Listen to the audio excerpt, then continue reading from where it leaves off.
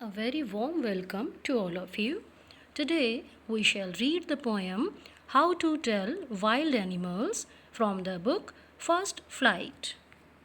This poem is composed by the famous American poet Carolyn Wells. There are two important points through which we can discuss a poem.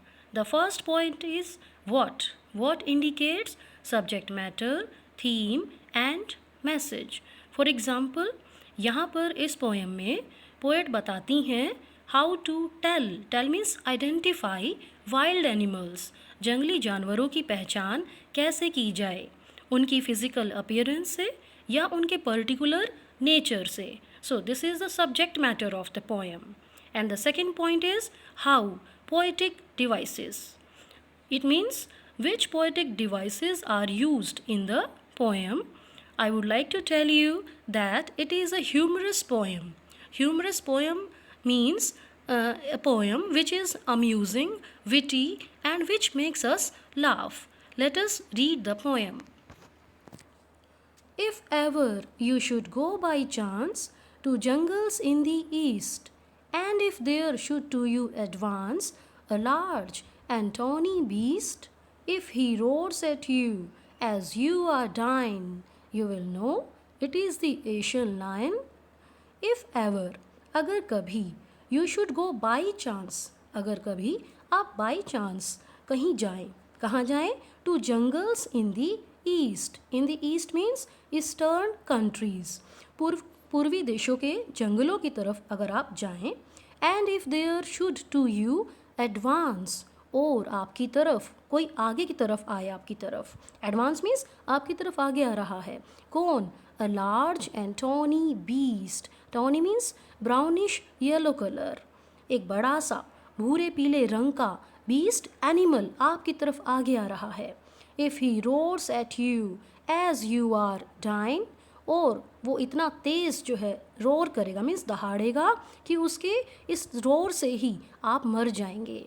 You will know it is the Asian lion, और उसी से आपको पता लग जाएगा कि ये कोई और नहीं बल्कि एशियन लायन है.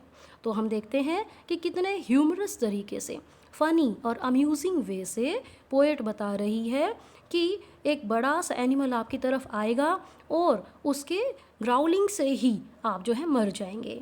सो this is the way to identify a lion.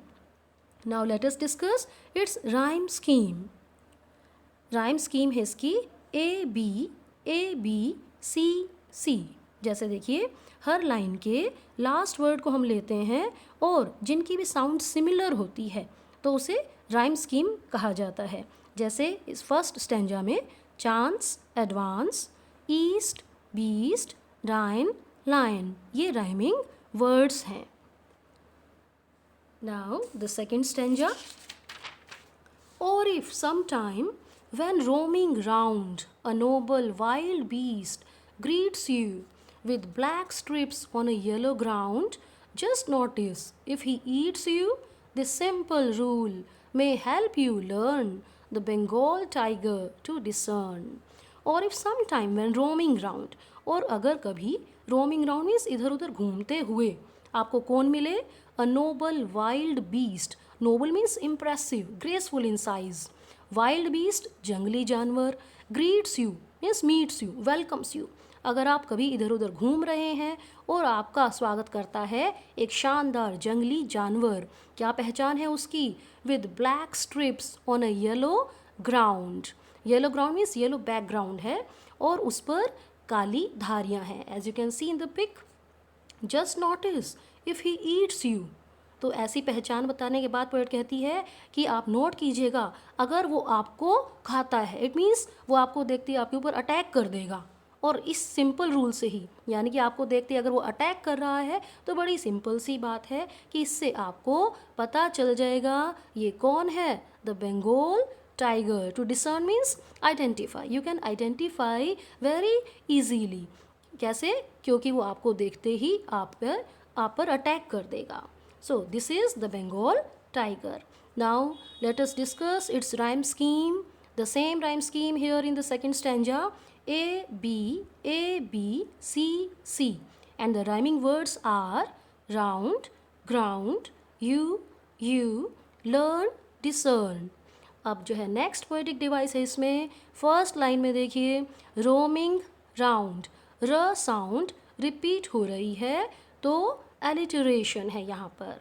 फिर आपका है यहाँ पर असोनेंस, कैसे है, फर्स्ट लाइन में देखिए ओ साउंड आ रही है, और, सम, roaming, round.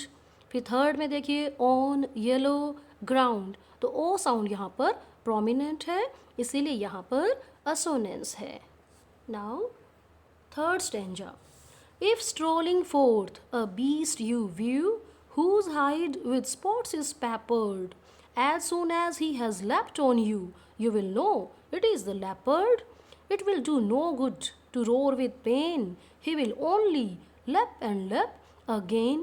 If strolling forth, अगर आप इधर उधर घूम रहे हैं, अ बीस्ट एक एनिमल, यू व्यू आप देखते हैं इधर उधर घूमते हुए, आपको अगर एक एनिमल दिखाई देता है, अब इसकी क्या खास पहचान है, whose hide, hide means skin, जिसकी स्किन, इस पेपर्ड मीन्स कवर्ड, जिसकी स्किन कवर्ड है, किससे, स्पॉट से। जैसे आप पिक में देख सकते हैं कि स्किन पर स्पॉट्स हैं यहाँ पर, तो ये कौन सा एनिमल होगा और क्या खास बात होगी इसकी, as soon as he has leapt on you, you will know it is the leopard.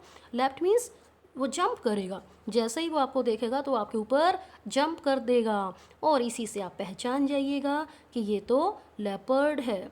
It will do no good to roar with pain, it will do no good means it will be of no use, कि कोई फ़ायदा नहीं होने वाला, to roar with pen कि दर्द से आप कितना ही कराह रहे हैं, कितना ही तेज़ तेज़ चीखें लगा रहे हैं, कोई फ़ायदा नहीं होगा, वो आपके लिए कोई दया नहीं दिखाएगा, बल्कि वो क्या करेगा, ही विल ओनली लेप एंड लेप अगेन, वो आपके ऊपर जंप लगाता ही जाएगा। तो ये लेपर्ड का नेचर है। It's rhyme scheme is A B C C and what are the rhyming words, view, you, peppered, leopard, pain, again। और अब देखिए इसमें एलिटरेशन कहाँ पर है, ह साउंड कहाँ आ रही है, थर्ड लाइन में, ही हैज़, ह साउंड प्रोमिनेंट है, तो ये हो गया एलिटरेशन। फिर इस स्टेंजा में एक खास पोएटिक डिवाइस है and that is poetic licence, यानी कि पोएट अगर राइम स्कीम के लिए, एक अच्छे इफ़ेक्ट के लिए कुछ ग्रामेटिकल चेंजेज कर सकते हैं। जैसे यहाँ पर लेप एंड लेप, ये स्पेलिंग में लीप है, LEAP, तो यहाँ पर पोएटिक लाइसेंस का यूज़ हुआ है। Next, if when you are walking round your yard you meet a creature there who hugs you very very hard, be sure it is a bear. If you have any doubts, I guess he will give you just one more caress. If when you are walking round your yard, अगर कभी आप अपने आंगन में घूम रहे हैं, you meet a creature there, तो आपको वहाँ पर एक अलग सा क्रीचर मिलेगा। अब इसकी क्या खास बात है, who hugs you very very hard, और ये आपको देखते ही आपको गले लगा लेगा, आपको एम्ब्रेस करेगा, और वो भी सॉफ्टली नहीं, बहुत ही हार्ड, और आप पहचान जाइएगा, be sure it is a bear, ये कुछ कोई और नहीं बल्कि भालू है। If you have any doubts, I guess, poet कहती है कि अगर आपको कोई शक है तो मैं अंदाज़ा लगा रही हूँ, आपके शक को वो दूर कर देगा। कैसे, he will give you just one more caress, कि वो आपको एक बार फिर से जेंटली जो है गले लगाएगा। अब यहाँ पर क्योंकि ये ह्यूमरस पोएम है तो पोएट कह रही है कि बड़ा जेंटली वो आपको गले लगाएगा, बट साथ ही साथ ये भी हार्ड शब्द यूज़ हुआ है, बियर की ग्रिप जो बहुत ही हार्ड होती है। So the rhyme scheme is A B and the rhyming words are yard, hard, there, bear, guess, caress। साथ ही देखिए एलिटरेशन यूज़ हुई है कहाँ पर, फर्स्ट लाइन में when walking, व साउंड है, थर्ड लाइन में ह साउंड, पहले दो शब्दों में who hugs, ह साउंड प्रोमिनेंट है, इसीलिए एलिटरेशन यूज़ हुआ है। Next stanza. Though to distinguish beasts of prey, a novice might nonplus. Though to distinguish means identify करना. Beasts of prey ऐसे एनिमल्स जो दूसरे एनिमल्स को अपना शिकार बनाते हैं. तो ऐसे एनिमल्स को पहचानने में अ नोविस मीन्स जिसका ज़्यादा एक्सपीरियंस नहीं है, एक नौसिखिया. नॉन प्लस मीन्स कन्फ्यूज़ होना. तो एक नोविस जो है वो कन्फ्यूज़ हो सकता है कि कैसे पहचाने बीस्ट्स ऑफ प्रे को. लेकिन पोएट क्या बताती है? द क्रोकोडाइल यू ऑलवेज में टेल फ्रॉम द हाइना दस, कि एक मगरमच्छ को आप हमेशा ही जो है हाइना से डिफरेंट पाएंगे. इनको अलग अलग आप आइडेंटिफाई कर सकते हैं. क्या डिफरेंस है? Hyenas come with merry smiles but if they weep they are crocodiles. कि हाइना हमेशा merry smiles means happy smiles, बहुत ही मुस्कुराते हुए हैप्पी फेस के साथ आते हैं, लेकिन अगर वे रोते हैं तो वे मगरमच्छ होते हैं. So this is the difference between hyena and crocodile. इस तरीके से आप इन दोनों को पहचान सकते हैं. And the rhyme scheme is A B C C. Prey में नॉन प्लस दस smiles crocodiles. These are the rhyming words.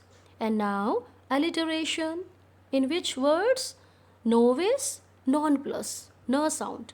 The, thus, the sound repeat हो रही है, prominent है, तो यहाँ पर alliteration use हुआ है. And now the last stanza.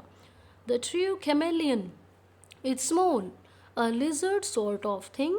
He hasn't any ears at all and not a single wing. If there is nothing on the tree, it's the chameleon you see. एक जो chameleon होता है वो size में small होता है, छोटा होता है. गिरगिट का साइज़ छोटा होता है और वो कैसा दिखाई देता है? लिजर्ड टाइप्स में छिपकली की जैसा दिखाई देता है. ही हैज़न्ट एनी ईयर्स एट ऑल, उसके कान नहीं होते. And not a single wing, और पंख भी नहीं होते. If there is nothing on the tree, अगर आप एक पेड़ की तरफ देखते हैं और आपको पेड़ पर कुछ भी नहीं दिखाई देता, तो क्या है वहाँ पर? एक गिरगिट बैठा है. क्योंकि कैमेलियन की क्या खास बात होती है? It changes its colour according to the surrounding. जैसे कि पिक में देखिए, अगर कैमेलियन डस्ट पर है तो इसका डस्टी कलर ही हो गया है. कैमेलियन दिखाई नहीं देता है क्योंकि ये सराउंडिंग के अकॉर्डिंग अपना कलर चेंज कर लेता है. And the rhyme scheme of this stanza is A B C C. Small, all, think, wing, tree, see. These are the rhyming words. And then alliteration. In the third line, he, has, her sound is prominent. So this is the poem.